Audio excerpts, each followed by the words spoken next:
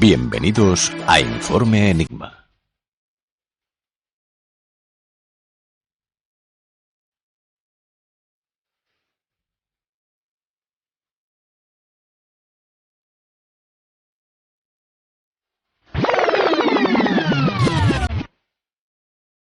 Hola y buenas noches. Bienvenidos de nuevo a nuestro peculiar escenario de misterio. Soy Jorge Ríos y en mi nombre y el de todos los compañeros que hacemos este programa os damos la bienvenida. Gracias por escucharnos desde las distintas FM, plataformas de descarga, radios online.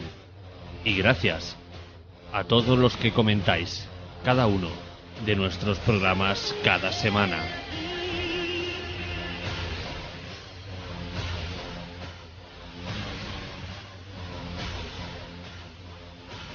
Gracias por seguirnos fielmente.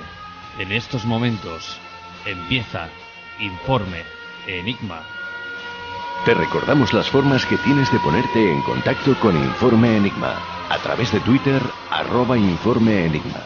Por correo electrónico, enigma-rpa@hotmail.com. O bien en la página de Facebook Informe Enigma. Contacta con nosotros.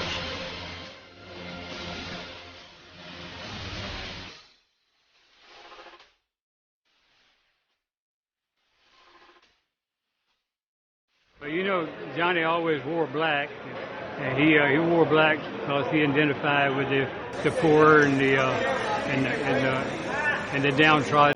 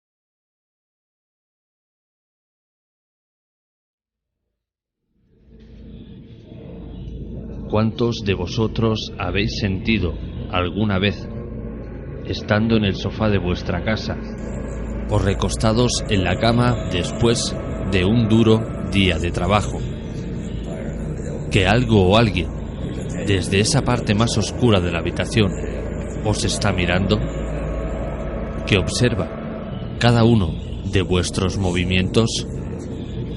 Esa sensación de no estar solo, de estar siempre vigilado por unos ojos invisibles y envueltos en un aura de misterio.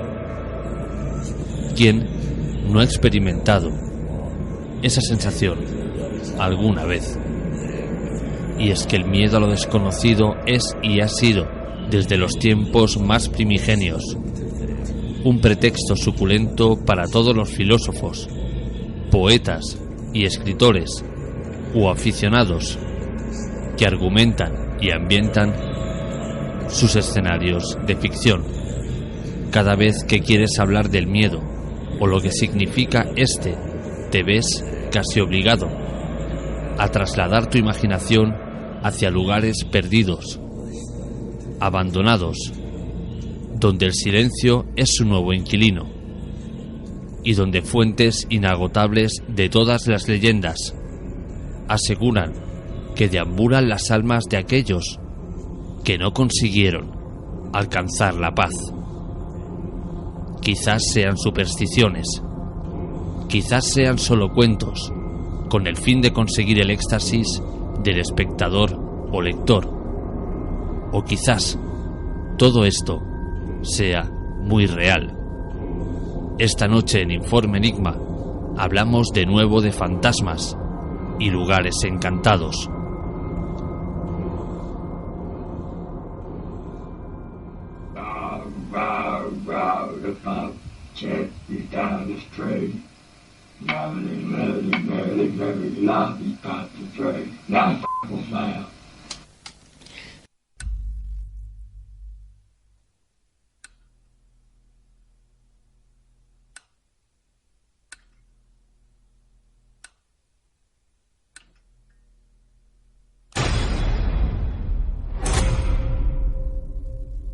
Cada vez que apago la luz, veo a una mujer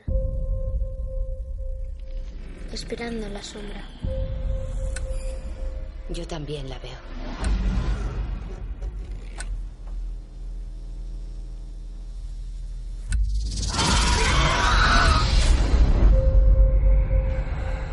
Cada uno de nosotros está sufriendo el acoso de esa cosa. ¿Mamá? Martin, ¿qué pasa? ¿Te hemos despertado? ¿Qué? Hace mucho tiempo tenía una amiga llamada Diana, pero le pasó algo horrible. Todo el mundo tiene miedo de la oscuridad y ella se alimenta de eso. ¡Sal a la luz!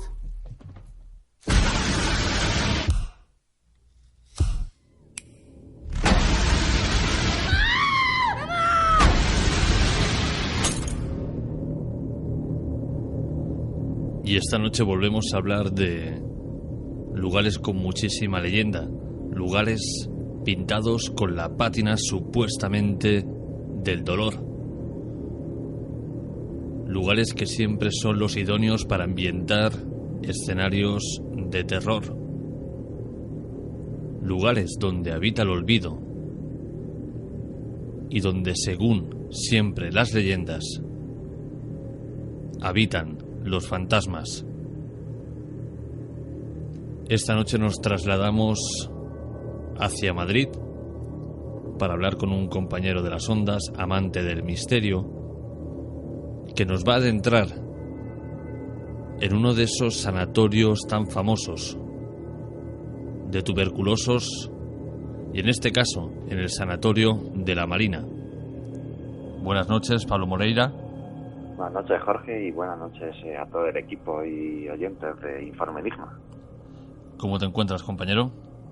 Pues muy bien, hombre, aquí una noche más hablando contigo, y es la primera vez que tengo el placer, ¿no?, de participar en tu programa, y espero que no sea la última, claro.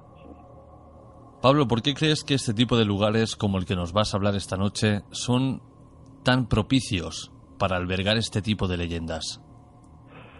Bueno, tenemos que tener en cuenta, por ejemplo, en este caso, que es un hospital, ¿no? Un hospital, aunque si bien en la Marina los pacientes, antiguos pacientes, guardan un buen recuerdo, a diferencia, por ejemplo, de lo que pudiese ocurrir en el Hospital del Tórax, sí que es cierto que ha sido un lugar donde la muerte ha estado muy presente, y donde hay muerte, evidentemente, pues hay un cierto sufrimiento.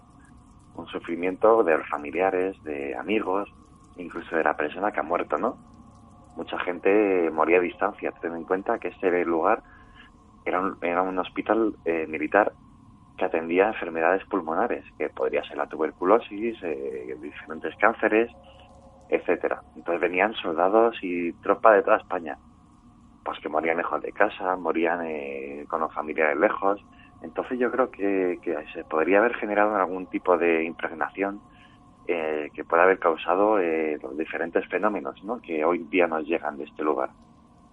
Porque cuando dices que se llama el Sanatorio de la Marina, o sea, la palabra marina realmente tiene que ver con, como bien has dicho, con el ejército, no es un nombre aleatorio. efectivamente.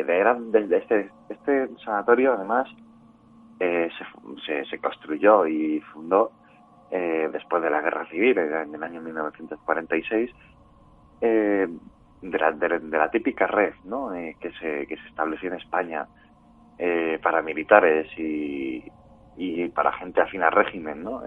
Psiquiátricos, hospitales de diferentes tipos. Pues este hospital, debido a su enclave en plena Sierra de Guadarrama, un privilegiado enclave, ¿no? Natural, pues se destinó a las enfermedades pulmonares, a la recuperación de soldados, ¿no? Que padecían enfermedades pulmonares de mayor o menor medida. Estando destinado exclusivamente a este tipo de personal, digamos, no civil, podemos entender, y siendo de un sanatorio, que sus dimensiones eran bastante menores que las del Hospital del Tórax de Tarrasa. Efectivamente, aquí estamos hablando de un hospital con cinco pisos de altura nada más guardilla, aproximadamente 20 habitaciones por planta, pero que aún así no carecía de ningún tipo de servicio. Tenía de capilla, velatorio, sala de autopsias, quirófanos, salas recreativas, de todo tipo de instalaciones donde vivían los médicos. Vamos, no le faltaba de nada al hospital, a pesar de ser mucho más pequeño que el Hospital del Tórax, precisamente porque era tan solo dedicado al personal militar, que es mucho menos en proporción que el civil. Pablo, haznos un poco de guía, cuéntanos cómo está ese lugar a día de hoy. Bueno, desgraciadamente, cuando la gente descubre ese tipo de lugares, pues suele dedicarse al pillaje, ¿no? Y al saqueo, en el sentido de que, bueno, van chatarreros a quitar las tuberías, van los chatarreros también a quitar cobre, y pues te puedes imaginar, ¿no? Entre la gente que vaya a expoliar el cobre y el plomo, etcétera, y los que van de botellón y a hacer grafitis, pues te puedes imaginar que más o menos ahí está un poco hecho una pena. Pero bueno, yo tuve la suerte en el año 2006 de visitarlo por primera vez, y bueno, la diferencia era abismal. Había de todo, estaba allí pues nuevo. La verdad es que es un sanatorio además que se cerró en el año 2001, ya porque ya no le conseguían dar uso los militares, y decidieron cerrarlo pues relativamente hace poco. Bueno, siendo 2001, su estado no debería ser tampoco, digamos, muy alarmante, en el sentido de que esté muy hecho polvo, muy en ruinas, no tanto como el Tórax, que se cerró en los 90, pero bueno, tienes razón, si ya ciertas personas se han hecho eco de bueno, pues de todo lo que se puede obtener, si ya los vándalos le han echado el guante encima, pues ya el lugar lamentablemente estará en un estado lamentable. Pues la verdad es que sí, es una pena, porque era uno de los pocos sitios que se podía disfrutar en Madrid, ¿no? Una región totalmente quemada por los vándalos, ¿no? Y la gente, los buscavidas, ¿no? de la chatarra. Una pena, pero es así. ¿Y crees, Pablo, que este tipo de lugares, en el estado que están actualmente, entran a formar parte del colectivo popular? Es decir, entran a formar parte de la superstición de la gente, su lugar ya da pie a que imagines o crees ciertas leyendas. Bueno, mira, a nosotros nos siguen llegando testimonios de vez en cuando de gente que lo visita. Una de las cosas que caracterizaba este hospital era cuando tenía puertas, ¿no? Los interesantes fenómenos que se daban, por ejemplo, portazos sin haber viento, porque antes además estaban todas las ventanas, no estaban todas cerradas, no habría posibilidad de corrientes de viento que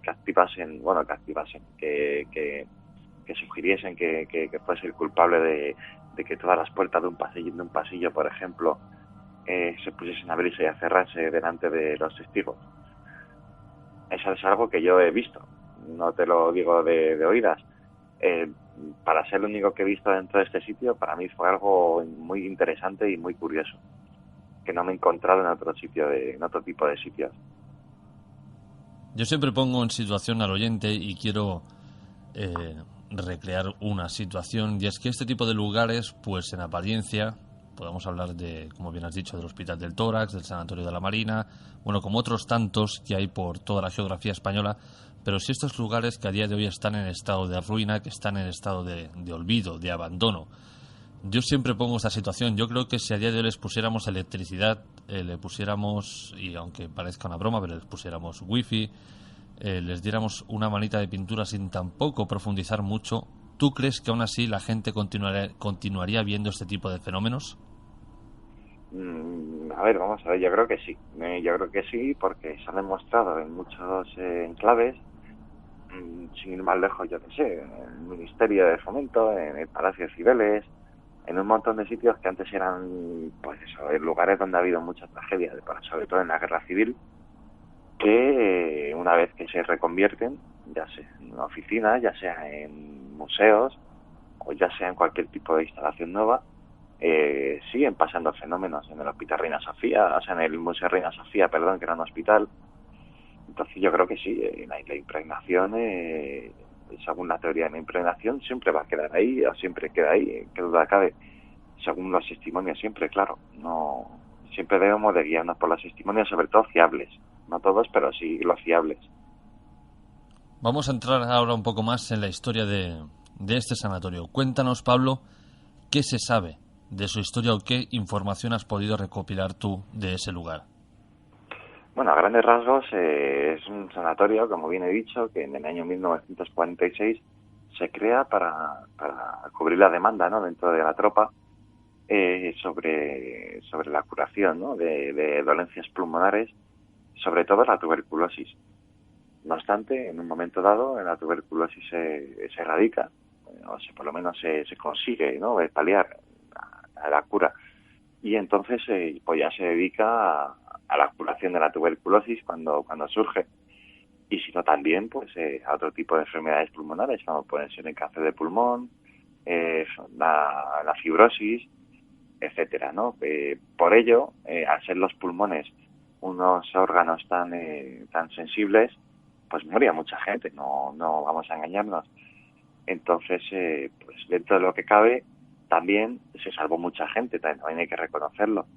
Entonces, pues los supervivientes narran una vida pues feliz, con las religiosas que había ahí dentro trabajando, con los médicos, no refieren ningún tipo de maltrato ni ningún tipo de... Eran tratados muy bien dentro de lo que es también la disciplina propia de una institución militar. Ya en el año 2001 se intenta, ya sabiendo que se va a desmantelar, se intenta convertir en una especie de residencia, pero es normal que dentro de la Sierra de Madrid, una residencia de tales dimensiones, para una residencia grande, un hospital así, pues cuesta mantenerlo, la calefacción, las infraestructuras en general, que esté todo bien. Entonces pues ya tomaron la decisión de abandonarlo. Y hoy en día pues la suerte del sanatorio pues está pendiendo un hilo, ¿no?, porque se está intentando que el ayuntamiento se haga cargo de dicho terreno y posiblemente se derrumbe para hacer algún tipo de dotación o pisos o cualquier tipo de instalación nueva. ¿Sabemos, Pablo, de qué instalaciones constaba dicho edificio? Por poner un ejemplo, y valga la redundancia, volviendo a hablar de él, en el Tórax sabemos, por ejemplo, bueno, que estaba la ala de maternidad, pediatría, que estaba... que había cine, que había capilla, que había restaurante, que había barbería, etcétera, etcétera. ¿Este hospital, la Marina, contaba con servicios similares? Sí, mira, te comento. Aunque repito que no era tan grande como el Tórax, aquí tan solo se dedicaban a enfermedades pulmonares. No obstante, aquí tenían su sala de recreación, con lo típico, ¿no?, con billar, con futbolín, etcétera. Tenían su pequeño cine, por así decirlo, en la dependencia donde vivían los médicos. Tenían también, pues eso, un pequeño tanatorio, una sala de velatorios bastante buena, por lo cuando yo fui, estaban totalmente enteras, bastante con una tecnología bastante interesante. Tenía sala de autopsias propia, tenía comedor, evidentemente, tenía pues Pues lo típico para hacer la vida fácil a la gente que se tenga que tirar allí ya hasta 9 meses, un año. Amplios jardines, pequeño parque. La verdad es que si no fuese un hospital, pues yo diría que sí podría haber, vamos, un buen resort, ¿no? ¿Has tenido la oportunidad de hablar con alguien alguna vez que haya estado ingresado ahí?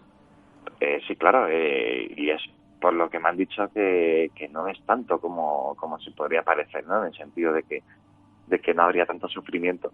Ellos achacan, pues eso, que al ser una enfermedad pulmonar, pues no es fácil convivir con ella y mucha gente moría por el camino.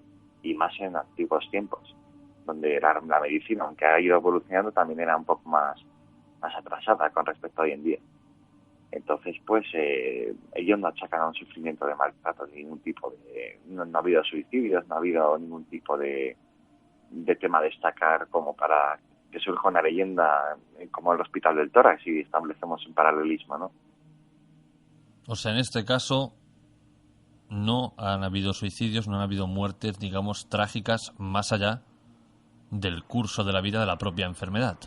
Efectivamente, debido a la enfermedad, pues sí que es verdad que han muerto muchísimas personas, miles, dentro de este hospital, pero es lo que te digo, si estuviésemos hablando de sucesos traumáticos, pues debo admitirte que no existen allí, como podrían haber existido en teoría en el tórax. Sí que es verdad que por otro lado, aparte de la buena vida que han tenido allí los enfermos, que han conseguido sobrevivir, y los que se murieron, pero hasta el momento de la muerte tuvieron una vida digna, pues también te voy a decir que muchos enfermos entraron a trabajar allí después de haber estado allí ingresados. Pues en la década de los 50 y se quedaron allí hasta que cerró y tan felices. La verdad es que guardan muy buen recuerdo y demandan, ¿no?, algún tipo de uso de este edificio. Uh-huh. Pablo, sin decir la ubicación, el Sanatorio de la Marina está en un lugar visible en la Sierra de Madrid. Está en un pequeño pueblo, en un entorno natural, lleno de naturaleza, evidentemente animales, pues es un entorno muy típico de la enfermedad pulmonar, que siempre en todos los países hay ese tipo de instalaciones, siempre en el mismo tipo de ambiente, que es en el campo, sobre todo cuanto más altura mejor, a nivel del mar. Y pues además, te digo, en este entorno del Sanatorio de la Marina tenemos también el Sanatorio de la Barranca, que también era un sanatorio dedicado a las enfermedades pulmonares. Tenemos el Hispano, el antiguo Hispano. Tenemos varios enclaves que han servido anteriormente para ese tipo de fines, pero que con el descubrimiento, ¿no?, con el descubrimiento de la cura de la tuberculosis, pues evidentemente pues fueron cayendo en desuso. ¿Su ubicación, Pablo, o para encontrarlo, es fácil o está escondido, solo lo saben por los 4 investigadores de la zona, etcétera, etcétera? No, lo sé. La verdad es que por desgracia se ha ido corriendo la voz. A mí no me importaría decir el lugar, porque además está vigilado ya y la gente que se pueda arriesgar, desde aquí lo avisamos, evidentemente, que se puede enfrentar a grandes multas, ¿no? Entonces, pues, ya cada uno luego lo que desea hacer. Se encuentra en la localidad de Los Molinos, en Madrid, y yo recomiendo no solo visitar el hospital, si la gente lo desea y con responsabilidad, sino también, pues eso, visitar el entorno, que merece mucho la pena, y los restaurantes, porque la gastronomía de allí, típica de Madrid, la verdad es que merece mucho la pena. Ahora sí, Pablo, cuéntanos de esas leyendas, de esos fenómenos que aseguran los curiosos, que aunque hemos dicho al principio que, bueno, que este tipo de lugares cuando quedan abandonados, pues gente que se dedica a desvalijar los vándalos y demás entran en ellos, pero también hay que decir que muchas veces, si no fuera por ellos, tampoco sabríamos de ciertos fenómenos. Efectivamente, la verdad es que a mí me han llegado muchísimos testimonios de este lugar, algo he podido presenciar yo también, curioso, pero bueno, este hospital además es conocido popularmente en Madrid como el Hospital de las Puertas, porque muchísima gente se ha podido ver cómo en los pasillos, largos pasillos, las puertas empezaban a abrir y a cerrar, y tú ibas a donde estaba el foco de los portazos y desaparecían de esa zona para ir donde estaban, a donde tú estabas antes. Es como una especie de que el fenómeno juega contigo, ¿no? Por otro lado, es muy común que el fenómeno sea esquivo. Pues te puedo decir también gente que ha visto sombras, ha visto lo típico, ¿no? de un lugar encantado. Es una especie como de una mezcla entre fenómeno poltergeist y fenómeno de encantamiento. Es decir, hay por un lado inteligencia que interactúa y por otro lado fenómenos que es como si estuviesen ajenos a donde tú estás allí, a que tú estás allí. Entonces, para mí es un cóctel que hace de este lugar un lugar muy especial dentro de los que yo he podido estar durante 2 años indagando cuando estaba bien. Vamos, Pablo, a la parte más física de los fenómenos paranormales hoy en día, porque por mucho que ocurran ciertas cosas, muchas veces tienen explicación, otras, aunque no las tenga, bueno, siempre hay quien le puede dar la vuelta y encontrarle, pues esto pasa por esto, esto pasa por esto, pero la parte más tangible, la parte que más podemos ver, no, pero en este caso escuchar, sí, son las psicofonías. ¿Se obtienen en este lugar? Pues curiosamente te voy a decir que por lo menos cuando yo he estado presente, la gente que ha estado grabando ha obtenido pocas.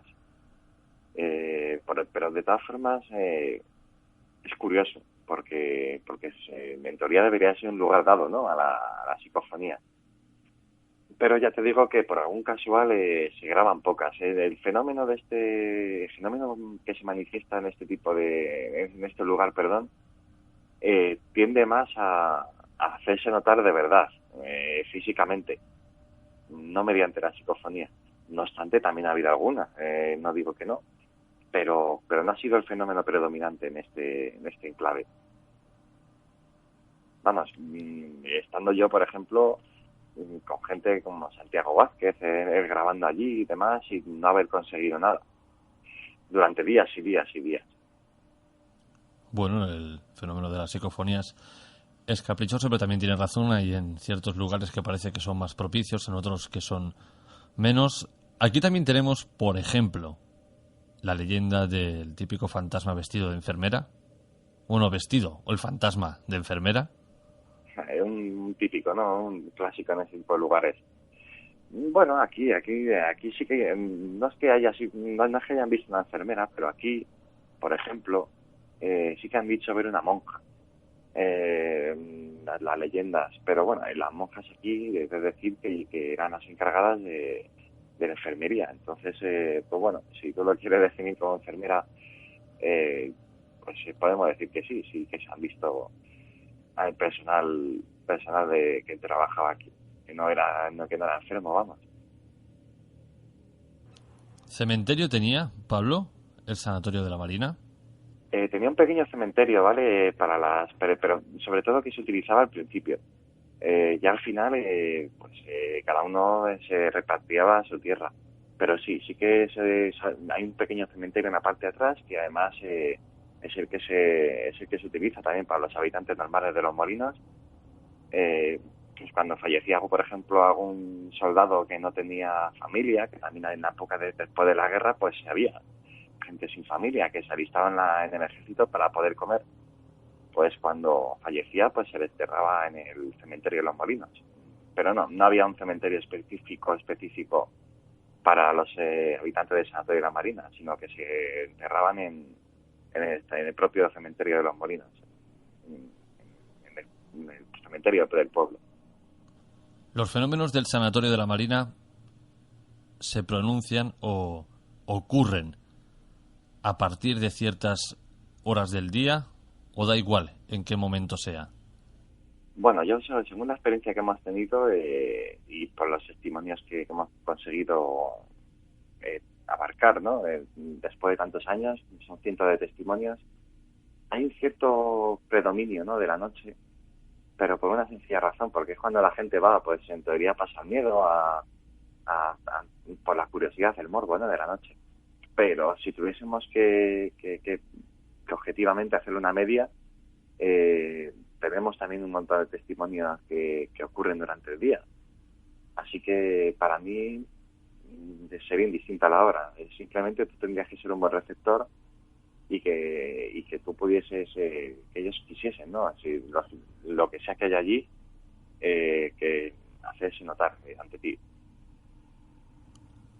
Pablo, para terminar, ¿qué crees tú que deambula aún por los pasillos del Sanatorio de la Marina? Bueno, si me pongo un poco espiritual, yo creo que mucha gente ha muerto allí, pero también es verdad que muchos ya lo tenían como su casa, ¿no? Una especie de su casa, porque hay mucha gente que se ha tirado hasta 2 o 3 años sin ingresar allí. No se puede imaginar, ¿no? Los recursos económicos de las familias no eran grandes, entonces pues mucha gente se ha tirado allí sola, con la única familia que eran los enfermeros, los médicos y los otros pacientes, ¿no? Entonces, para mí, lo que pueda haber allí es algo que no es malo, porque yo he dormido allí solo, cuando hace eso senderismo, para una especie de refugio, ¿no? Siempre venía bien. Y yo no he notado nada, ni he visto nada allí estando yo solo. Por lo tanto, no puede ser tampoco tan malo. Y si no, apañados vamos, ¿no? Entonces, y los testimonios que yo he recibido también, tampoco ha habido nunca ningún tipo de testimonio agresivo. Entonces yo creo que lo que quiera que haya allí, pues tampoco tiene que ser muy muy malo. Imagino que de este lugar, si buscamos en San Google, encontraremos infinidad de imágenes. Sí, además del periódico ABC, del País, de mi web, de un montón de sitios que ya hemos hablado de él desde hace tiempo. Ya cuando ya está destrozado, pues ya considero que se puede divulgar. Se guardó el secreto durante años, pero por desgracia pues todo acaba traspasando. Muy cierto. Pues compañero, ha sido un placer que hayas pasado por Informe Enigma esta noche para hablarnos del Sanatorio de la Marina. Y bueno, pues volveremos a hablar en otras ocasiones de otros enclaves misteriosos que hayan por Madrid. Pues lo mismo digo, Jorge, el placer es mío y está claro que será un placer volver a hablar contigo en otras ocasiones de otros misterios que hay en Madrid, por ejemplo el Ministerio de Fomento, etcétera. Pero bueno, todo llegará cuando me quieras invitar y sin problema. Yo estoy a tu disposición y a la de tus oyentes y a la de tu equipo, claro. Pues un abrazo, Pablo, y hasta la próxima. Igualmente, Jorge, un saludo. ¿Te dice cosas solo a ti? ¿Cosas que solo oyes tú? Sí. Es como si viniera de dentro de ti. Más bien de detrás de mí. Como si me utilizara.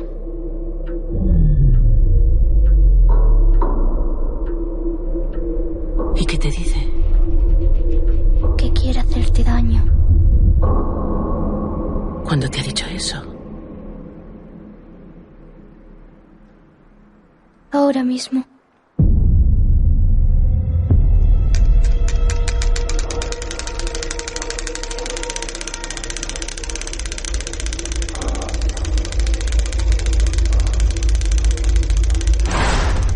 En el nombre del Padre, y del Hijo, y del Espíritu Santo. ¡No!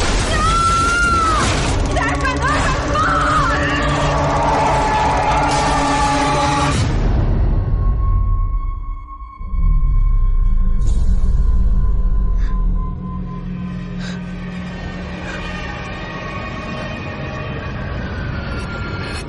¡Socorro!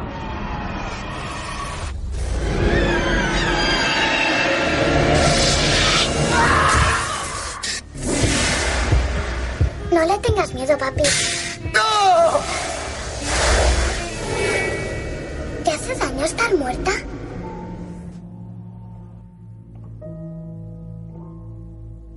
Y continuamos avanzando en el programa de esta noche, hablando de espectros, de fantasmas, de espíritus, de ese ingrediente que no puede faltar ni en una buena biblioteca ni en un buen programa de misterio. En este caso, dejamos atrás el Sanatorio de la Marina en la Sierra de Guadarrama, en Madrid, y nos adentramos en los muros de un edificio gubernamental, en la Consellería de Valencia. Y hemos elegido como guía de ese lugar a un amigo y compañero que fue testigo en primera persona de los fenómenos paranormales que allí ocurrían y al parecer siguen ocurriendo. Esta noche damos la bienvenida en Informe Enigma de nuevo a Jack Fletcher. ¿Cómo te encuentras, compañero? Bien, muy bien. Jack, los fantasmas de la Consellería de Valencia. Efectivamente, una vieja historia. Esto ocurrió en el año 1990, ha llovido un poquito desde entonces. Voy a ser breve porque sé que tenemos muy poquito tiempo, entonces seré lo más breve posible. Esto ocurre de una forma esporádica, o sea, me llama un amigo mío, que es vigilante jurado, y que trabajaba en ese lugar, ¿no? Ese estamento oficial. Hoy en día es la Consellería de Bienestar Social, en aquella época creo que era el de Cultura, pero no lo recuerdo bien. Y bueno, me llama aterrado, diciéndome que bueno, acaba de ver una extraña presencia descender por las escaleras, ¿no? Él hacía el turno de noche y los fenómenos ocurrían allí de noche. Pues bueno, yo conociendo a esta persona y viendo lo grande que era, porque no es una persona que precisamente se asustara de cualquier cosa, porque era un tío grande y fuerte, y sin embargo me di cuenta que estaba realmente asustado, ¿no? De hecho me dijo que en ese momento colgaría el teléfono y se saldría fuera. Estamos hablando del mes de enero de 1990, hacía un frío que pelaba, y que iba a permanecer el resto de su periodo de vigilancia en la calle, porque él no volvería a entrar. No olvidemos que en esa época no había móviles. Bueno, yo le prometí que iría al día siguiente y que bueno, me lo contara en detalle, y así que lo hice. Al día siguiente, sobre las 8:30 de la noche, fui al sitio, estuve hablando con él, me lo repitió, dice, mira, yo tener que volver a pasar aquí una noche, pues la verdad no me hace ninguna gracia, pero es mi trabajo, tengo que estar aquí. Y hablando con él, se acercó un conseller, el conseller de la época, que no diré su nombre, y me comentó que allí pasaban cosas, que era bastante habitual, y que este chico no era el único que había sido testigo de un hecho así, sino que él también y otras muchas personas del sitio. Bueno, me dio permiso para pasar allí la noche. Fui el único que pudo pasar una noche en la consellería desde las 8:30 de la noche hasta las 6 de la mañana del día siguiente. Bueno, yo estaba muy escéptico, muy incrédulo, pero bueno, ateniéndome al testimonio de este amigo, de José, lo dejaremos ahí, en José, dije, bueno, pues vamos a decir, ¿verdad?, que aquí pasan cosas. Bueno, cuando toda la gente se va, me quedo allí durante toda la noche, insisto, y lo que le dije a José es que hiciéramos la ruta tal y como la hacía él, y él lo hacía de la siguiente manera. O sea, eran tres plantas. Eran 3 plantas con pasillos muy largos, y a los extremos pues estaban las oficinas, ¿no?, de los trabajadores. Entonces, él lo hacía con la luz apagada por una razón muy sencilla, porque una de sus obligaciones era entrar en los despachos y apagar los aparatos que habían podido dejar encendidos, ¿no? Entonces, con la luz apagada era más fácil ver los pilotitos. Entonces, bueno, lo hicimos así. Él no le hacía ninguna gracia, pero lo hicimos así. Bueno, lo primero que nos ocurre es en el primer pasillo, entramos en un despacho, el ventilador se puso en marcha solo. En aquel momento yo no le di importancia, digo, bueno, se pondrán de forma automática, pues no me preocupó mucho, ¿no? Luego me enteré al día siguiente que eso era imposible, porque se ponían todos al mismo tiempo y había que encenderlos desde calderas, y en calderas no había nadie, ¿no? Bien, él va apagando sus pilotitos, y yo, en otro de los despachos en el que entramos, el ventilador no estaba en marcha, de repente yo escuché con una claridad precisa como 4 chinchetas se despegaban de la pared, lo escuché el esto, y un póster que tenían los trabajadores de Marta Sánchez cuando estaba en el grupo Ole Ole, me acordé de toda la vida, se me cayó encima de la cabeza. Lo tenía justo encima de la puerta, ¿no? Y bueno, no solamente escuché cómo salían de la pared las chinchetas, sino cómo caían al suelo, evidentemente, ¿no? Y digo, bueno, la cosa promete. Y bueno, y fueron ocurriendo cosas de este tipo una detrás de otra.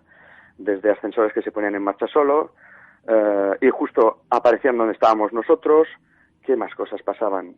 Bueno, ocurrió de todo.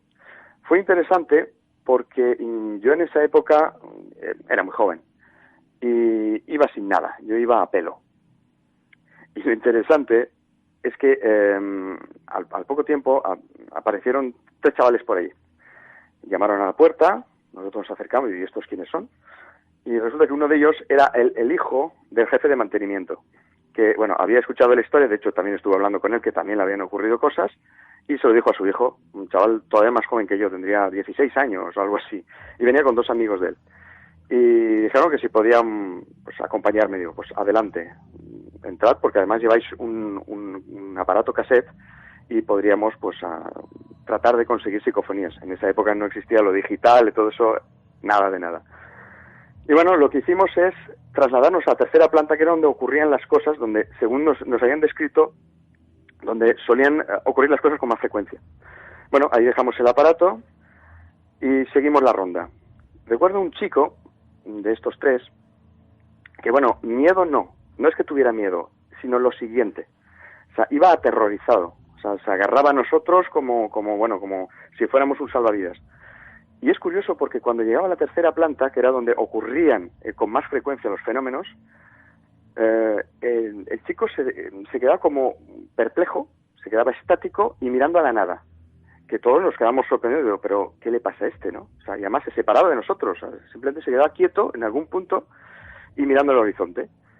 Y cuando conseguimos sacarlo de allí, de esa especie de estado en el que estaba, volvimos a descender a la 1ª planta, que era donde teníamos el cuartel general, por decirlo de alguna forma, y le preguntamos qué le pasaba, y no sabía explicarlo. Dice, no sé qué es, pero cuando llego ahí hay algo me atrapa, algo me atrae constantemente. De hecho, no volvió a subir más. Subió un par de veces y no lo volvió a hacer, porque cada vez que subíamos a la 3ª planta le ocurría este hecho, ¿no? Y ahí se quedó. Bueno, vamos a resumir porque sé que vamos mal. El cassette lo volvimos lo apagamos, lo bajamos abajo y nos pusimos a escucharlo. Le habíamos dejado una media hora, no mucho más. Bueno, yo he escuchado tus psicofonías, Jorge, siempre te lo he dicho.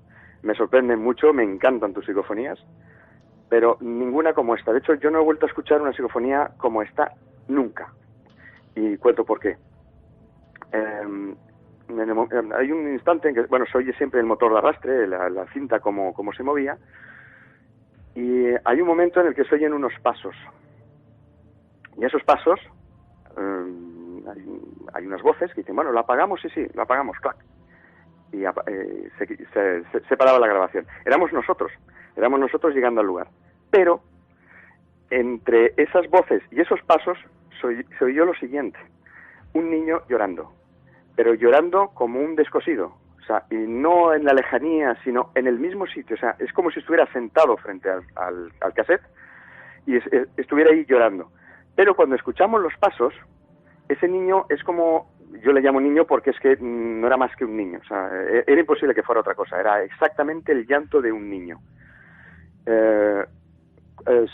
Cuando oyó nuestros pasos, esta voz cesó durante un instante y antes de que nosotros apagáramos el cassette, soltó 3 alaridos más, o sea, 3, ¡ah!, una cosa así, y apagamos el cassette. Claro, cuando escuchamos aquello, nos quedamos petrificados, porque además allí no había absolutamente nadie, o sea, eso garantizado. Habíamos hecho el turno de vigilancia y aparte eso es un estamento oficial, ahí no puede haber alguien escondido que salga por ahí y nos haga una milonga.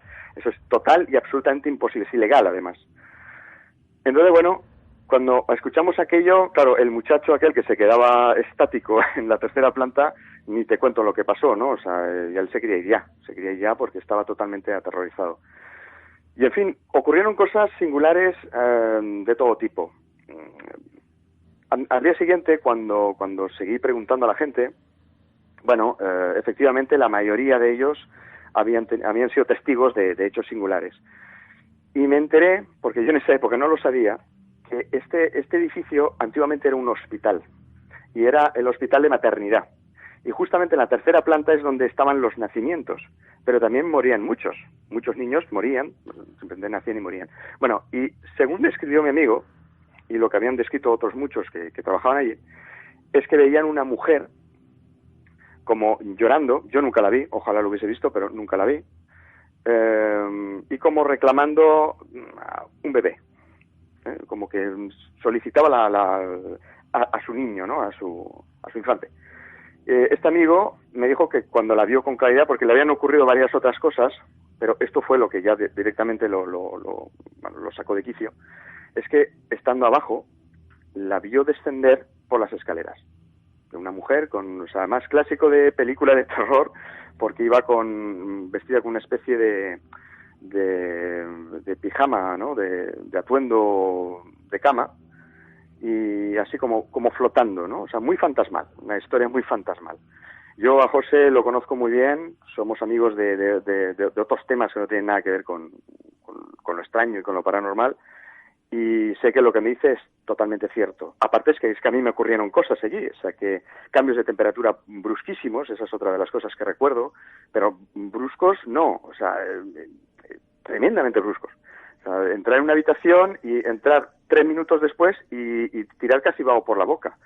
O sea, era una cosa muy muy llamativa, verdaderamente llamativa. Lo curioso Yo he intentado ¿Sí? Digo que lo curioso es que al principio has dicho que estos fenómenos ocurren cuando llega la noche. Ajá. ¿Durante el día no ocurren? Por el día, por lo visto, no. Es solamente cuando llega a determinada hora, a partir de las 7, 7:30 de la tarde, es cuando empiezan a ocurrir los hechos, por lo que recuerdo que me contaba la gente, ¿no? Por el día era difícil que ocurrieran cosas, quizás por el propio ajetreo, ¿no? Porque ahí trabaja mucha gente, hay muchas oficinas, hay mucho ruido, y la gente se mueve constantemente, y de día no suelen ocurrir cosas, pero a partir de las 7 de la tarde, que es cuando queda menos gente, porque los de turno de mañana pues se van, etcétera. Te estoy hablando de los años 90, yo no sé hoy en día cuál es el sistema de trabajo, supongo que será menor. Pues pues es cuando empezaban a ocurrir los fenómenos. Pero lo curioso es que hablé con un montón de gente y todos me decían que sí, que ahí pasaban cosas. Y ahora no me estaban tomando el pelo, evidentemente que no. Y el propio conseller de la época me dijo que sí, que en efecto él también había sido testigo, y por eso me dijo, bueno, pasa aquí una noche y averigua qué es lo que ocurre, ¿no? Tú escuchas, fue confirmar tú escuchas sonidos de niños en la grabación, en el cassette, obtenidos en la tercera planta. Sin embargo, la descripción de los testigos no es que sea un niño, sino que es la madre de este. Es la madre de este, efectivamente. Y además hablé con otras 2 personas que también la habían visto la silueta. La mayoría de la gente eran hechos de este tipo, ¿no? Como lo que me ocurrió a mí. Luces que se encendían y se apagaban por sí solos, puertas que se cerraban de golpe, algún que otro llanto por ahí, cosas de ese tipo. Pero describir solo lo vieron 2 o 3 personas, no recuerdo bien, y mi amigo, evidentemente. Y mi amigo no tenía ni idea de toda esta historia, no sabía nada. Por cierto, él trabajaba para Protexa, la agencia de vigilancia, y yo me fui a Protexa y hablé con trabajadores que habían estado en la consellería trabajando. Y bueno, hablé, si no recuerdo mal, con 4 de ellos, 4 o 5, no lo recuerdo bien, y 3 les había pasado lo mismo. Y de hecho agradecían no tener que volver a este sitio porque le tenían yuyu, evidentemente, ¿no? Hoy en día siguen ocurriendo cosas, porque como tú muy bien sabes, hace menos de un año intenté volver a pasar allí una noche. Los que están actualmente, los responsables que están ahora son, yo no sé si tontos o tontos, porque no hay otra alternativa, y no me han dado permiso por unas razones muy peregrinas, todas ellas políticas, una cosa absurda y sin sentido, pero bueno, me lo han negado. Y bueno, y como reinicié otra vez la investigación, me volví a encontrar con gente que me decían que efectivamente allí seguían pasando cosas. Pero no puedo volver, no me dan permiso. O sea, a día de hoy aún hay testigos que trabajan hoy que dicen que siguen ocurriendo cosas allí. Efectivamente. Y antes que mi amigo, también ocurrían cosas. O sea, esto viene existiendo casi desde que el edificio es edificio, ¿no? Y creo que se construyó a final de los 40 o por ahí. Nadie tiene la mínima sospecha de quién puede ser este fantasma que deambula, esta señora que va buscando a su hijo. No, la prensa inventó en su momento, la prensa valenciana inventó una historia, pero fue totalmente inventada por un periodista, que le pusieron hasta nombre, le llamaron Rosa. Le llamaron así porque decían, esto es, que iba vestida de rosa con lacitos en los hombros. O sea, ni un solo testigo dijo jamás esa historia, nunca. O sea, lo inventó la prensa. Y bueno, sí, la prensa inventó muchísimo. Luego apareció un parapsicólogo que dijo que pasó una noche allí. Totalmente falso. O sea, y además yo lo sé porque hablé con la gente y me dijo, no, ha estado aquí un ratito y se ha ido. Eso de una noche, el único que pasaste una noche fuiste tú. Este hombre no. Y bueno, en eso fue la historia en esencia, ¿no? O sea, es lo que podemos contar. Y tú sabes muy bien, Jorge, que yo soy una persona que si hay un sitio encantado, un sitio donde ocurran cosas, voy yo y desaparecen los fenómenos. Tú lo sabes muy bien. Pues en este lugar no puedo decir lo mismo. O sea, mi contacto con este mundo casi que se inicia con este edificio y salí francamente sorprendido. De hecho, eso es lo que hace que no sea del todo escéptico con respecto a estos fenómenos, ¿no? Aunque efectivamente yo sé que ocurren cosas, ¿no? Aunque a mí no me ocurren. Pero la Consellería de Sanidad y Cultura, creo que era en aquel momento, la actual Bienestar Social, te garantizo que allí pasan cosas. Y no son de este mundo. Y siguen pasando a día de hoy. Efectivamente. Pues curioso y curiosa historia. ¿Solamente captasteis esa psicofonía, Jack? Sí, solamente porque ya te digo que yo fui sin nada, sin ningún tipo de material de registro, y solamente contábamos con el cassette que trajeron estos chicos. Por desgracia la psicofonía no la tengo, eso sí que lo lamentaré toda mi vida, porque los chicos se la llevaron, me aseguraron que me iba a hacer una copia, y copia que no apareció y no los volví a ver más. Pero la recuerdo perfectamente, la tengo muy fresca en mi memoria porque era realmente espectacular. Ojalá la tuviera y la pudieras escuchar y la pudiéramos poner en tu programa, pero no la tengo, por desgracia no la tengo. Pero era tremendamente espectacular. O sea, no cabía duda de que lo que allí había era un niño. Era un niño además pequeño, de unos 2 años como mucho. Era un niño muy pequeño, era una voz muy pequeña, ¿no? Bueno, quién sabe si algún día aparece o si algún día te conceden el permiso para volver a entrar en la consellería. Eso sería maravilloso. Y sabes que si consigo el permiso, tú te vendrás conmigo. Pues esperaremos a ver si suenan las campanas por algún lado. Ojalá. Yo lo intentaré de nuevo, ¿eh? Bueno, pues hay que seguir intentándolo. Jack, muchísimas gracias por haber pasado por nuestro programa. Te agradecemos muchísimo que nos hayas contado esta historia que tanto significa para ti. Y lo dicho, a ver si hay suerte, te vuelven a dejar entrar y en este caso somos nosotros también testigos de lo que ocurre ahí. Si lo conseguimos, no te quepa duda de que obtendremos resultados. Seguro. Pues muchas gracias, compañero, y hasta la próxima. Venga, nos vemos.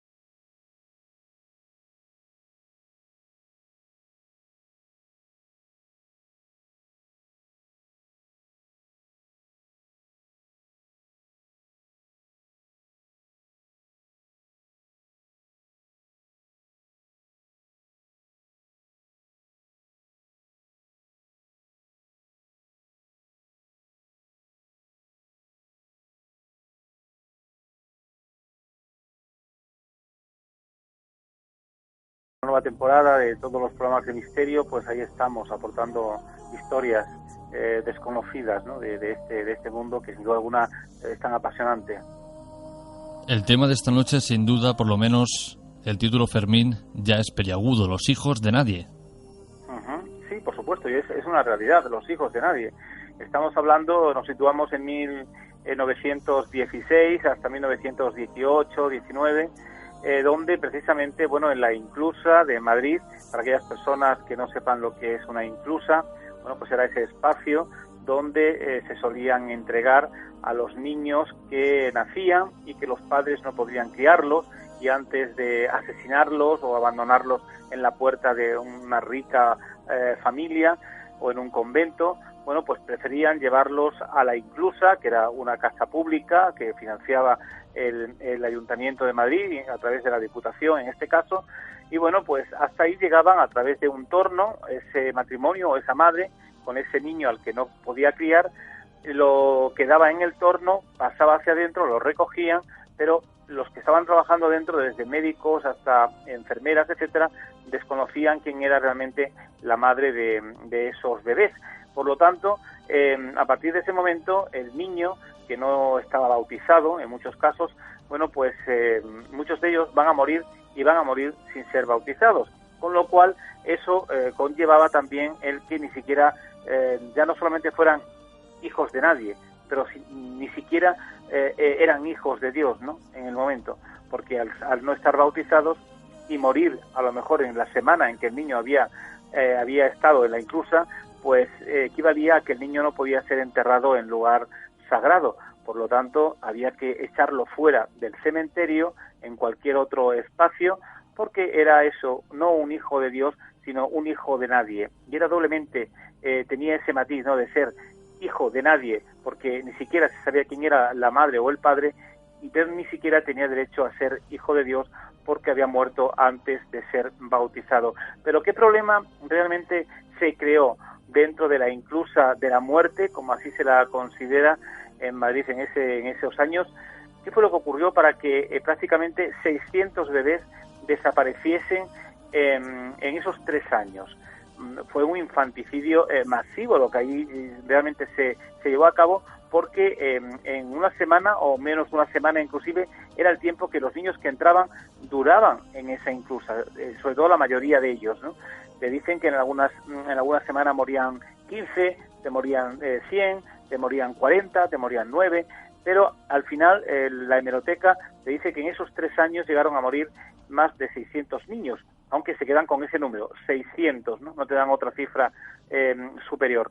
A partir de ahí surge una investigación seria por parte de los médicos que están allí, que saben y conocen el por qué está sucediendo esas muertes en esos bebés que están llegando a la Inclusa, y al final denotan que todo viene dado por la falta de higiene que hay en dicho espacio. Las madres nodrizas que eran pagadas por el Ayuntamiento de Madrid, que entraban a ganarse, bueno, pues un dinerillo, venían sin lavarse en muchos casos, los pechos o los penzones los traía con bacterias, con virus, se lo acercaban a estos niños para poder criarlos. Eran esas madres de leche ficticias, ¿no?, que no eran madres, pero eran madres de leche. Los propios chupetes no se lavaban como había que lavarse, con lo cual también tenían esas bacterias y esos virus que hacían que estos niños rápidamente pues cogiesen una determinada enfermedad y que esa realidad acabase con su vida. Los médicos inclusive certifican por escrito y describen a la Diputación de Madrid de lo que está ocurriendo en la Inclusa, pero durante esos 3 años le dan la espalda por completo a este centro, ya que no ponen medidas para poder, fraguar, ¿no?, pero por lo menos intentar que no siga muriendo esa cantidad de niños e investigar el porqué de todo eso, ¿no? Bueno, pues pasan olímpicamente del tema, así durante 3 años, y al final, bueno, pues estos médicos deciden denunciar a los políticos del momento, que eran los encargados de dar económicamente una cuantía, una partida para que esta Inclusa pudiera funcionar dignamente, y como tal se obliga, a través de la prensa, sobre todo por la presión que los periódicos están haciendo en ese momento, de que el responsable número 1 es el presidente de la Diputación de Madrid, y que como tal tiene que caer esa cabeza. Hay una presión permanente hasta que realmente consiguen que el presidente realmente dimita, reconociendo él mismo en pleno de que realmente la responsabilidad de la muerte de esos niños viene dada por su culpa y por la de los políticos que allí están, que no han dado la partida que tenían que aportar de cuantía económica para poder precisamente desinfectar el centro, etcétera, etcétera. Ante esta realidad también hubo una auténtica avalancha por parte de sobre todo familias nobles que tenían hijos también y otras familias, ¿no?, de un rango menor que vivían más o menos una situación tranquila, de manifestación contra la Diputación por esos crímenes, ¿no?, que indirectamente o directamente se estaba cometiendo en esa inclusa porque los políticos no habían aportado esa cuantía económica. No solamente va a ser el presidente de Diputación, y que incluso al final se va a tener que enfrentar a la justicia por esos crímenes contra la humanidad que se estaban cometiendo, ¿no?, por esa negligencia o por esa falta de cariño, ¿no?, hacia esos niños, que quizás por el mero hecho de ser eso, hijos de nadie, no se le tenía muy en cuenta.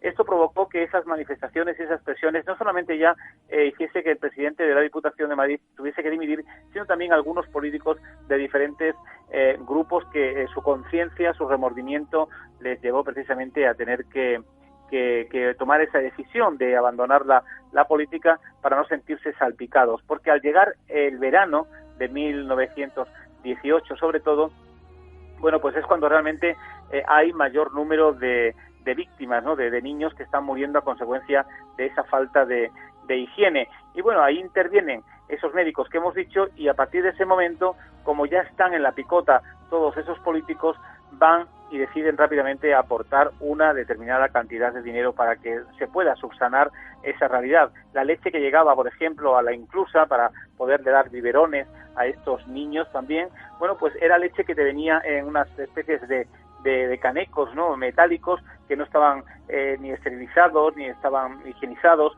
Por lo tanto, la leche también traía sus virus, sus microbios, y era una auténtica masacre humana la que se estaba cometiendo en esa inclusa, aunque me consta que en esa época, en otras inclusas, tanto de Barcelona como de Granada y de otros lugares, también estaba sucediendo lo mismo. Es decir, niños de estas edades, de días, de recién nacidos, etcétera, estaban muriendo también a consecuencia de estas mismas historias, a pesar de que en esa misma fecha, en 1918, es cuando también empieza la famosa epidemia de la gripe y que se llevó a tantas miles y miles y miles de personas en España, entre ellos también a muchísimos niños, ¿no? Pero porque, Fermín, antes de... Dime. ¿Cuántas inclusas habían en Madrid a principios del siglo XX? Había varias inclusas en determinados lugares, pero sobre todo la inclusa más importante fue la que estaba en el distrito centro, que va a ser una de las que va a sufrir realmente esta tragedia, ¿no? En las otras también tenían los mismos problemas, pero se acentúa más por parte de la prensa de la época la inclusa del centro de Madrid, y esto equivale a que lógicamente las personas que hasta allí acudían pues eran personas que vivían cerca de lo que es hoy Plaza Mayor, Puerta del Sol, etcétera, etcétera. Pero también esto conllevaba el que muchos de estos padres no diesen la cara por esa vergüenza, ¿no?, que a veces se tenía de tener que entregar a un niño o a una niña por saber que eras gente pobre y no tenías un trabajo ni siquiera para poder alimentarle de una manera digna, ¿no? Aunque muchas de estas mujeres también los entregaban porque no daban leche sus pechos, y si no tenían dinero para poder comprar la leche tampoco se los sufragaban. Por lo tanto, no tenían más remedio que dejarlos en estas inclusas de la muerte, ¿no? También, como no, había mujeres que eran madres solteras, que habían quedado embarazadas, y antes de abandonar al niño o asesinarlo para salvaguardar la honra de la familia, ¿no? Eso era una tragedia también en una familia cuando sucedía, pues preferían entregarlos a las inclusas para que el niño al menos pudiera vivir. Pero la realidad que se van a encontrar es una completamente diferente, ¿no? Y es que no van a durar ni una semana, y en esta inclusa en concreto de Madrid Centro, unos 600 niños perecieron a consecuencia de esas negligencias políticas, que al final no es ni más ni menos que un holocausto provocado por esa falta, ¿no?, de sentimientos y de cariños hacia esos bebés, ya que la responsabilidad no era tanto de los médicos, que hacían lo que podían allí y que incluso llegan a denunciar el caso, pero sobre todo de los políticos, ¿no? Como suele ocurrir muchas veces. A veces se abandonan muchos centros, lo hemos visto, ¿no?, en estos últimos años con el tema de la crisis, que no se daban las financiaciones a ciertos colegios y ni siquiera pues llegaba la alimentación en muchos colegios para alimentar a estos niños, ¿no? Había niños que se decían que incluso estaban desnutridos en algunas poblaciones a consecuencia de esa falta de dinero que no llegaba hasta el comedor escolar, ¿no? Bueno, pues algo parecido, pero mucho más potente, fue lo que ocurrió en esta inclusa de la muerte de Madrid. Además, te dice literalmente la crónica de la época, que se corría el año 1918 cuando en prensa salió a la luz la siguiente noticia: los niños de la inclusa de Madrid, según entraban en la misma, morían a la semana por diferentes causas. Semana tras semana, los bebés perecían por una alimentación inadecuada e insuficiente, por procesos sépticos e infecciosos de toda orden, por lo pequeño del local, falta de material de desinfección, imposibilidad de aislamiento y falta de personal de asistencia suficientemente educado, la sífilis hereditaria y debilidad congénita para cuyo tratamiento es indispensable la lactancia al pecho, falta de nodrizas, de madres que hiciesen de madre para darle la leche a los niños. Según los médicos de la inclusa, la mortandad es elevadísima y no se pone remedio al problema por parte de los políticos. Ello hizo que el tema llegase a tratarse en pleno de dicha institución y el presidente de la Diputación dimitió a consecuencia de las muertes de los bebés, aplicándose el mea culpa. Según nota de prensa, y para seguir la pista de la mortandad, en la semana del 8 al 14 de junio murieron, en este caso, 9 bebés, habiendo semanas que murieron muchos más, siendo esa la tónica general semana tras semana. Según el periodista, no pueden dar la cifra exacta de fallecidos, ya que en la inclusa tienen orden de no facilitar estos datos por miedo a que la opinión pública descubra que todos los niños que entran terminan falleciendo. Al final, lógicamente, la investigación periodística, y le dice en este documento que hay unos 600 niños que han fallecido desde 1916 hasta 1918. El Cuerpo Médico de la Beneficencia Provincial instó a la Diputación de Madrid con fecha 17 de junio de 1918 a que parara dicha hecatombe infantil, ya que ellos eran los responsables, redactando de por escrito los remedios para poder parar aquellos infanticidios en manos, ¿no?, o por manos de los políticos que se estaban perpetrando en dicha inclusa de la muerte. Así que, como puedes ver, te estaba leyendo incluido el documento que en la época denunciaba esta realidad que se estaba cometiendo en este lugar, en esa inclusa de la muerte, donde los hijos de nadie o los niños de nadie fueron protagonistas, no para bien, sino para mal, ya que ninguno pudo sobrevivir para poder vivir y contar lo que ocurrió ya de niño en su niñez o de adolescente o ya de mayor en sus vidas. Pero Fermín, estos actos que, bueno, a simple vista parecen negligencias por parte de nuestros o de aquellos gobernantes de la época, ¿crees tú personalmente que estaban hechos a propósito, sencillamente eran cosas a las que ellos no les daban importancia o no se daban cuenta? Yo creo que sí se daban cuenta porque las cartas les llegarían por parte de los médicos de la inclusa y por otras personas, ¿no? Pero como que eso no llegaba a la sociedad, no llegaba a la gente de la calle, que tampoco era muy culta, que digamos, hasta que lógicamente comenzó a ponerse ya en práctica, en prensa, estas denuncias, ¿no? Y ahí fue cuando ya no tuvieron más remedio que salir a la palestra, porque ya mucha gente que realmente leía la prensa, que también había gente culta, pues se estaba enfrentando a estos políticos, ¿no? Y esto conllevó que realmente, bueno, pues ya se pusieran los puntos sobre las íes y que se tomara en serio el problema que allí estaba sucediendo. Esto me recuerda mucho a un caso que sucedió en Coimbra, en Portugal, pero ahí fue todavía mucho más dantesco, ¿no? Creo que lo conté alguna vez aquí en el programa, pero si recuerdan los oyentes, hablábamos también de una mujer que trabajaba en una inclusa, en una casa de acogida de estos niños expósitos, de estos niños abandonados, en la Casa de Misericordia de Coimbra, que cogía a los niños de la Casa de Misericordia, hablaba con los responsables de la misma y le decía que ella conocía, ¿no?, a personas que le habían pedido un bebé para poder sacarlos adelante, ¿no?, y poderlo criar como hijo adoptivo. Lo cierto es que esta mujer llegó a sacar más de 32 niños de esa inclusa con el engaño de que realmente se lo iban a entregar a familias para que los adoptaran. A cambio, lógicamente, el gobierno portugués le daba a aquella familia que adoptaba a estos niños, le daba 600 reales, le daba una cuna y le daba una manta. Al final, ¿qué ocurría? Que esta mujer lo que estaba haciendo era asesinando a estos niños de la inclusa para ella quedarse con el dinero, con las cunas y con las mantas que luego ella misma vendía a otras personas, hasta que se descubrió el tema a través de una de las trabajadoras de la inclusa, que realmente se dio cuenta de que era imposible de que ninguno de los padres viniese por lo menos a hablar con la inclusa, ¿no?, de algún tema o de algún tema descrito relacionado con el niño, o qué nombre le habían puesto en la inclusa en ese momento, con lo cual la siguió.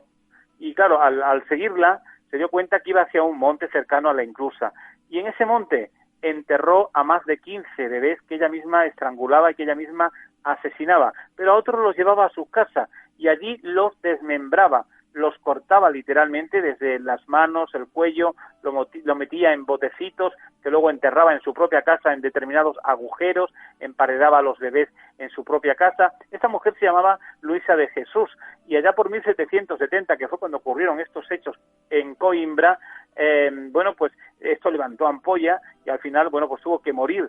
No la quemaron en la hoguera, ni mucho menos, pero tuvo que morir atenazada, es decir, en este caso pagó la criminalidad que había cometido, ¿no? Y atenazarla era, pues unas tenazas grandes, la metían al fuego, se ponía al rojo vivo, la paseaban andando por las calles a medida que la iban atenazando con la tenaza al rojo vivo para que se fuese quemando. Al final la ahorcaron y su cabeza la pusieron en su pueblo para que sirviera de ejemplo al resto, pero la comparación, aunque quizás es un poco diferente, sin embargo, ahí se tomaron cartas en el asunto de una forma más drástica, ¿no?, en el sentido de que se estaban cometiendo también asesinatos por parte de una persona. En este caso, lo único que ocurrió con el presidente de la Diputación de Madrid fue eso, una dimisión. A pesar de que hubo también denuncias contra él, no se pusieron en práctica por aquello del poder fáctico que representaba un presidente de la Diputación y otros políticos que le rodeaban. Fermín, estas familias entregaban a esta inclusa a los bebés que ellos creían que no podían mantener, o que si estaban en sus manos corrían serio peligro de perder la vida, y luego, valga la redundancia, perdieron la vida por manos de la desnutrición y de la negligencia de los gobiernos. Estas familias, cuando sale ese artículo que tú has leído hace un momento en el periódico, ¿alguien de ellos se pone en contacto con la inclusa, reclama a alguno de esos hijos entregados? No, en ningún momento ninguna de las madres que abandonaron a sus bebés regresaron para intentar recuperar los hijos y quizás entregárselo, ¿no?, a una familia que los pudieran sacar adelante. En ningún momento, sobre todo por la honra que era algo. La honra fue la mayor tragedia del hombre a principios del siglo XX y de ahí para atrás, porque esa honra que la Iglesia Católica creó, que era precisamente eso, una honra de que si te casabas tenías que casarte con tu marido y tu mujer, y si tenías un hijo fuera del matrimonio eras una persona deshonrada, pues eso hizo que muchísimos niños que nacían de madres solteras fuesen asesinados. Hubo miles y miles de bebés asesinados por culpa de la honra, de esa honra maldita que la Iglesia Católica instauró, por esa mala educación que se transmitió a través de esa institución con el tema de los bebés, sobre todo porque eran poco menos que hijos del diablo, ¿no? Y la madre una deshonrada ya de por vida, no podía salir de casa, se la humillaban públicamente si salía. Y entonces estas madres que entregaban a los niños jugaban con eso, con el tema de la honra de la familia. Por eso lo entregaban, ¿no? Porque muchas de ellas posiblemente fuesen madres solteras y había que salvaguardar la honra del padre, de la madre y de toda la familia. Era un escándalo el que se supiese que una madre soltera había parido un niño, ¿no? Era como romper con ese matrimonio eclesiástico, ¿no? Era algo que se había creado fuera de esa unión, que era la única que podía crear a un hijo realmente cristiano. Lo otro eran hijos del diablo, y por eso eran hijos de nadie, porque ni siquiera las madres no venían a reclamarlos para intentar llevárselos o entregárselos a otras personas. Eran niños sin nombre, niños sin ningún tipo de cariño, ¿no?, de ese olor que el niño cuando nace ya lo lleva en sus genes, ¿no? El olor de la madre. Bueno, pues el hecho de estar mamando de la teta de alguien que no lleva ese olor, eso ya también psicológicamente traumatiza de alguna manera al niño porque se encuentra ahí como mal, ¿no? Bueno, pero si encima le caían ese tipo de enfermedades a consecuencia de la falta de higiene en los pechos de algunas matronas o nodrizas que iban a darle el pecho, o los chupetes, o la leche que llegaba para los biberones, a la inclusa, pues todavía encima la tragedia era mayor, ¿no? Lo que pasa es que son esas historias que a veces pues no se nos cuentan, ¿no? Se intentan quedar por ahí apartadas porque lógicamente pone en relieve que a veces algunas instituciones políticas o eclesiásticas, ¿no? Han tenido muchísima culpa de estos grandes crímenes contra la humanidad que se han cometido, como pueden ser estos de la Inclusa de Madrid, o esa mala educación, ¿no? Que hemos dicho anteriormente, viendo a una mujer que era madre soltera, verla como una mujer deshonrada o como una hija del diablo, y como tal el niño exactamente igual, ¿no? Esas eran las grandes tragedias que se vivieron en este país por la religión y por los políticos en muchos casos. Fermín, tú que eres una persona siempre muy bien documentada, en este caso, hablando de estos menores, ¿conocemos alguno de sus nombres? Yo sinceramente te tengo que decir que no, porque al ser niños, hombre, de los que murieron te aseguro que no, porque no estaban bautizados, con lo cual ellos no están bautizados, si duraban una semana o menos de una semana, el niño no estaba bautizado, lo bautizamos a lo mejor pues a la semana o a los 15 días, ¿no?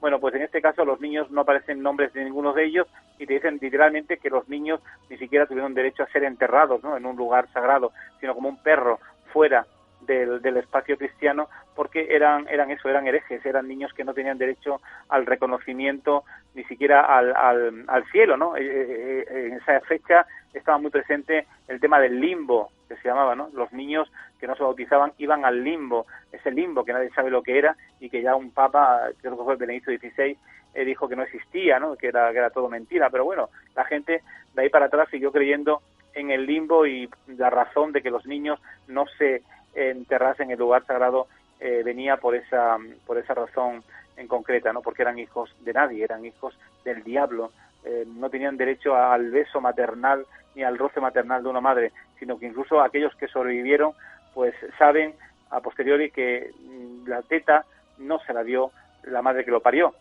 sino una nodriza o una mujer que no le era absolutamente nada, pero aunque muchas de ellas luego quizás también guardaban una relación a la larga con estos niños, ¿no? Porque se terminan encariñando con ellos y le dice, oye, que yo no fui tu madre, pero fui tu madre de leche, ¿no? Fui tu madre de leche, y bueno, eso es un reconocimiento también que hacía que si el niño sobrevivía hubiese un cierto acercamiento y una cierta relación con esas mujeres. Fermín, ahora sí, para terminar, sabemos que el político de turno, el encargado en aquel momento, el que se hizo responsable, como tú bien has dicho, el mea culpa, dimite, a posterior alguien ocupa su cargo. ¿Qué ocurre en este caso con las inclusas? Bueno, pues lo que va a ocurrir con las inclusas es que a partir de ese momento, hombre, van a ser miradas un poquito mejor, pero el tema de la higiene también forma parte de la realidad en la que vivían, ¿no? No había mucha, digamos, sanidad permanente en esos lugares, ni en la época, ¿no? La gente a veces veía cómo el agua corría por las calles de Madrid, no estaba el agua encauzada, como hoy la vemos por muchos lugares. La gente hacía sus necesidades y tiraban las bolsas a las calles, ibas andando por las calles en algunos lugares y veías esterqueras, ¿no? en esas calles. Es decir, que también había ahí una falta de, sobre todo en las zonas periféricas, no tanto en la zona céntrica, que ya se cuidaban lo que era Madrid de los Austrias, de que esto no ocurriera, pero sí en otros lugares, ¿no?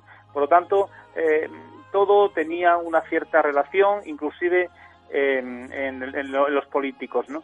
Que no se daban cuenta de que a veces las inclusas estaban ahí porque ellos estaban a otras historias, ¿no? A pasarlos bien, a salir a comer con los amigos a este restaurante determinado, a beber vinos con ellos, y se olvidaban de las penas y de las verdaderas tragedias que estaban ocurriendo, no solamente en Madrid, sino en Barcelona, en Granada y en otras muchas ciudades donde este mismo problema también se perpetró en algunas inclusas, ¿no? En Cataluña o en otros lugares de España. Fermín, lo dicho, compañero, un placer de nuevo que hayas pasado después de las vacaciones por Informe Enigma. Un placer también que nos hayas traído este tema tan peliagudo y duro, sobre todo para los que tenemos hijos. Y bueno, esperemos que este tipo de actos, este tipo de situaciones no se vuelvan a repetir a lo largo de la historia. Hombre, de eso se trata, ¿no? Porque al final lo que estamos hablando, aunque sean niños no bautizados, eran seres humanos, ¿no? Y eran tan hijos de Dios como el que más.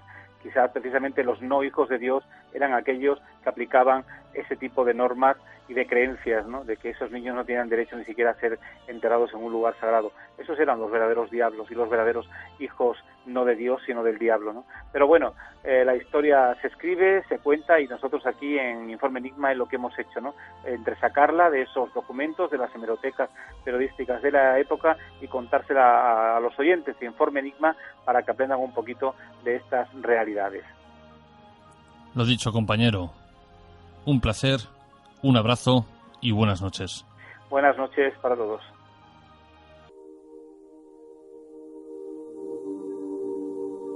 Y ahora, para finalizar el programa de esta semana, os dejamos con la sección de nuestra compañera Nieves, Caosfera.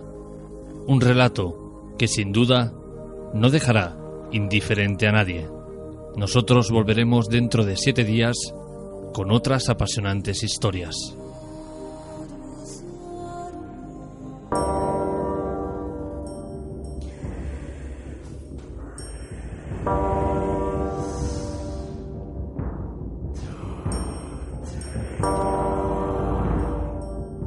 Bienvenidos a Caosfera, un espacio para amantes del arte y el misterio.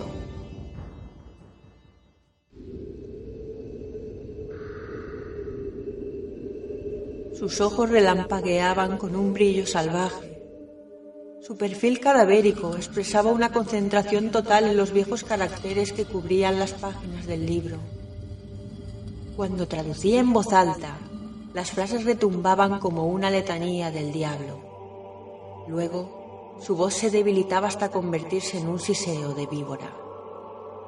Yo tan solo comprendía algunas frases sueltas porque, en su ensimismamiento, parecía haberse olvidado de mí. Estaba leyendo algo referente a hechizos y encantamientos. Recuerdo que el texto aludía a ciertos dioses de la adivinación, tales como el padre Yig, Jan el Oscuro y Beatis, cuya barba estaba conformada de serpientes. Yo temblaba. Ya conocía esos nombres terribles, pero más habría temblado si hubiera llegado a saber lo que estaba a punto de ocurrir. Y no tardó en suceder. De repente, mi amigo se volvió hacia mí, preso de una gran agitación. Con voz chillona y excitada me preguntó si recordaba las leyendas sobre las hechicerías de Prin y los relatos sobre servidores invisibles que había hecho venir desde las estrellas. Dije que sí, pero sin comprender la causa de su repentino frenesí. Entonces me explicó el motivo de su agitación. En el libro, en un capítulo que trataba de los demonios familiares, había encontrado una especie de plegaria o conjuro que tal vez fuera el que Prin había empleado para atraer a sus invisibles servidores desde los espacios ultraterrestres. Ahora iba a escuchar. Él me lo leería.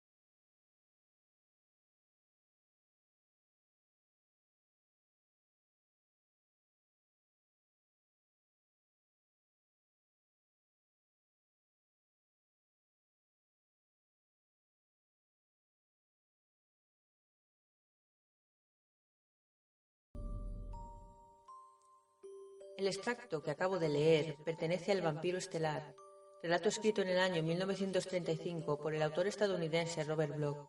Considerado un genio polifacético, Bloch no solo redactó cientos de cuentos, sino que además tiene en su haber más de 20 novelas y guiones para la televisión estadounidense. Siempre brillante, recibió varios reconocimientos, entre los que se cuentan el premio Bram Stoker y el Mundial de Fantasía. En la obra que nos ocupa, Bloch demuestra su profunda admiración por uno de los escritores de género más alabados, con el que llegó a tener incluso una profunda amistad. Se trata de H.P. Lovecraft, uno de los principales bastiones de Weird Tales Magazine, célebre revista de pulp estadounidense fundada en marzo del año 1923. La curiosidad de esta excelente pieza radica en la aparición de su mentor y amigo como protagonista. Este se sintió tan halagado por las intenciones de Bloch que redactó una carta en la cual manifestaba su aprobación. Certifico que Robert Bloch queda plenamente autorizado para retratar, matar, aniquilar, desintegrar, transfigurar, metamorfosear o bien maltratar al abajo firmante en el cuento titulado El vampiro estelar. Lovecraft tuvo además el detalle de responder el gesto de su amigo con la publicación de un cuento titulado El que acecha en la oscuridad, escrito en 1936. En él, un personaje llamado Robert Blake, homónimo de Bloch, pasaba a mejor vida.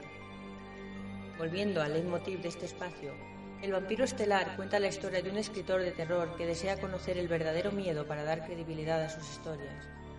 Para lograrlo se hace con un ejemplar de The Verbis Mysteris, un grimorio escrito por un mago y alquimista llamado Ludwig Prim, que murió entre los siglos XV y XVI en Bruselas, en plena época de caza de brujas.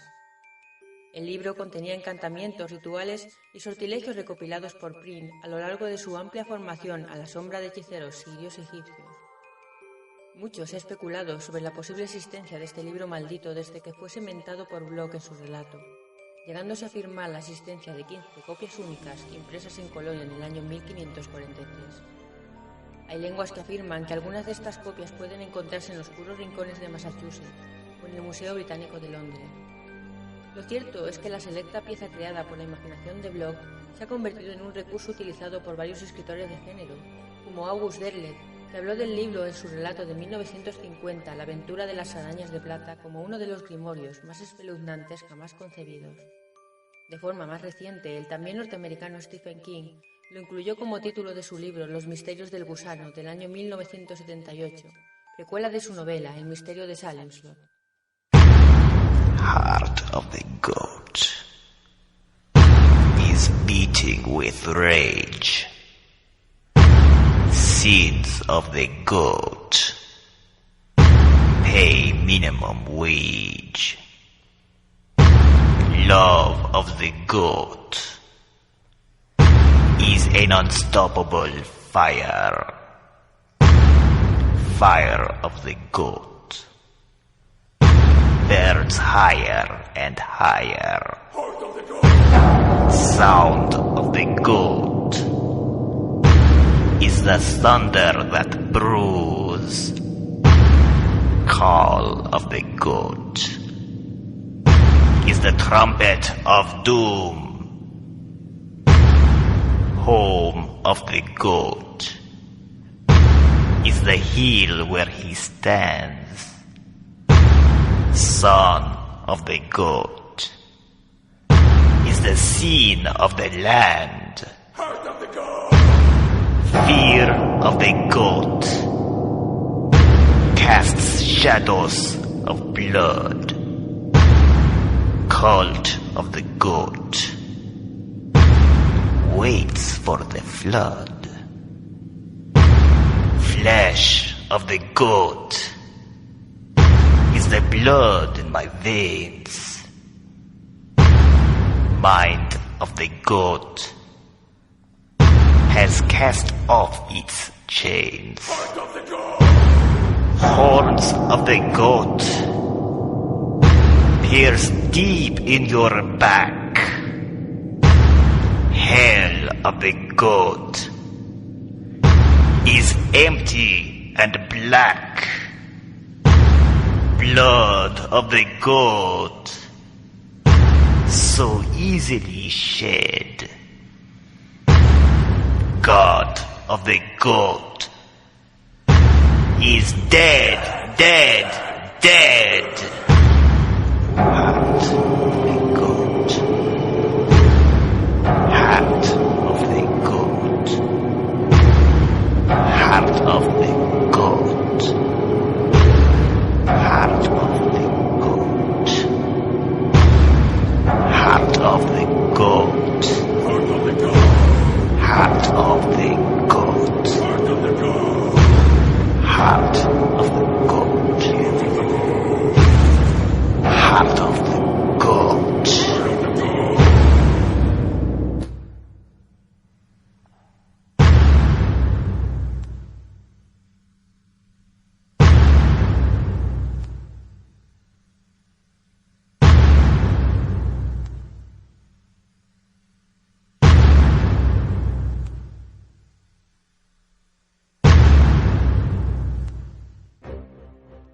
Y aquella llamada, proferida de manera casual, obtuvo respuesta. Apenas se había apagado la voz de mi amigo en nuestra habitación cuando sobrevino el terror.